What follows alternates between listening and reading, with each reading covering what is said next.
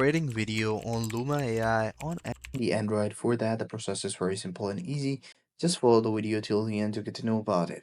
So first, what you have to do is to go to the Luma AI application and sign in with your account. If you don't have an account, just make sure that you sign up an account with using your Google account.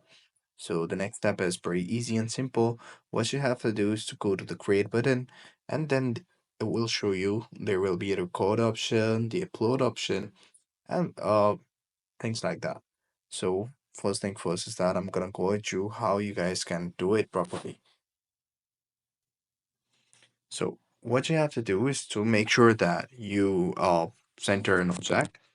For example, the object right here.